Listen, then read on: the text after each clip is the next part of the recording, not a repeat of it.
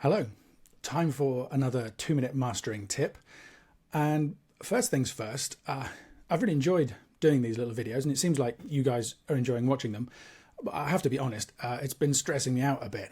I think the 2-minute concept is good fun, but trying to squeeze everything I want to say into exactly 2 minutes has just kind of added some pressure, and sometimes I just feel like I'm just talking too fast. So I'm just going to give myself a little bit of slack with that. That means I might go a little bit over the 2 minutes. I hope you don't mind. I'm not giving up on the idea. I'm just going to try and do with a little more leeway. So yesterday I talked about how using reference tracks can help you to compensate for any little foibles in the sound of your room or your monitoring that you might have, compensate for those in order to get better translation in the outside world. And I mentioned several times that it's an important part of the process to replay your reference tracks so that they sound right at your calibrated mastering level, rather than adjusting the mastering level to fit the reference tracks. And as promised, I just want to talk a little bit more about why that's important. So it's actually quite easy to see. If you imagine, let's say you calibrate your reference tracks to YouTube, as I suggested in the earlier tips, and then you bring in your reference track and it sounds a lot louder at your chosen monitoring level. Let's say 4 dBs louder, which is not unlikely at all. If you actually do adjust your mastering monitoring level, and then you master your song balancing against that reference track, so you've turned your monitoring level down so that the track sounds right, and then you master to match it, your mastered song is also going to be 4 dBs louder than YouTube's playback level, because you've balanced your reference track. And that could be quite a tough process. Getting stuff that loud, it can be hard to get a great sound. You might also get some stuff you like increased density or aggression in the sound perhaps.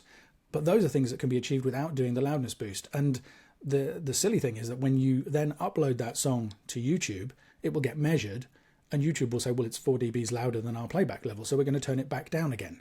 So overall, you haven't achieved anything, and you've possibly put in quite a bit of extra time and effort, and maybe even compromised the results in order to achieve that.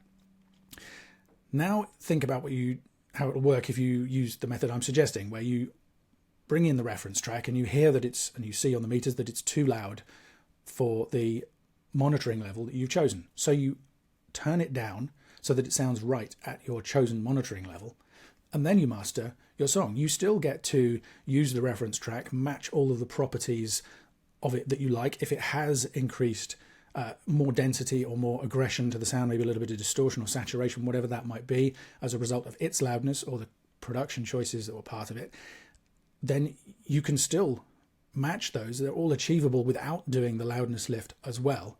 But you have the added benefit of 4 dBs more peak headroom. That song is, and you have the confidence, you can know that that song is still going to sound as loud as the reference track when YouTube plays it back, because they turn all the loud songs down. Your song might even sound even better because of those extra 4 dBs of peak headroom, because those are opportunities to get more punch, more impact, more space and depth into the sound. So it really is a win-win scenario as far as I'm concerned. So there you go. Hopefully that was only roughly 2 minutes. Please let me know what you think of those ideas, and if you have any questions in the comments. I've had a couple of comments from people saying, why do you recommend calibrating against YouTube when you could just specify a loudness measurement for their playback level? I mean, that's a fair point. There are basically two answers. One is I just wanted a slightly different perspective. I've talked a lot, and loads of people have talked a lot about loudness levels and LUFS and all of these highly technical terms out there in the world. I felt like this was a really intuitive, kind of immediate concept that people could grasp within 2 minutes. The other thing is that, and that leads into the second point, which is that loudness is actually a bit of a thorny issue. It's not straightforward necessarily to measure loudness or even to talk about loudness.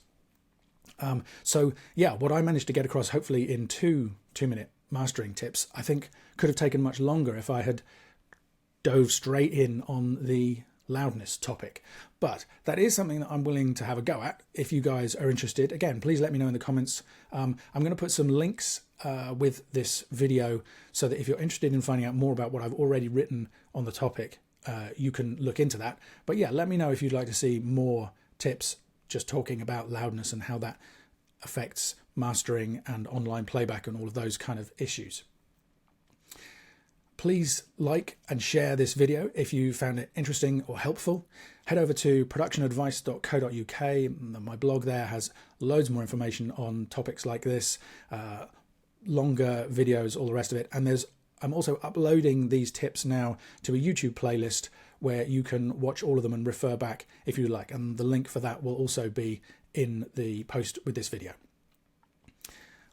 My name is Ian Shepherd. Thanks for listening.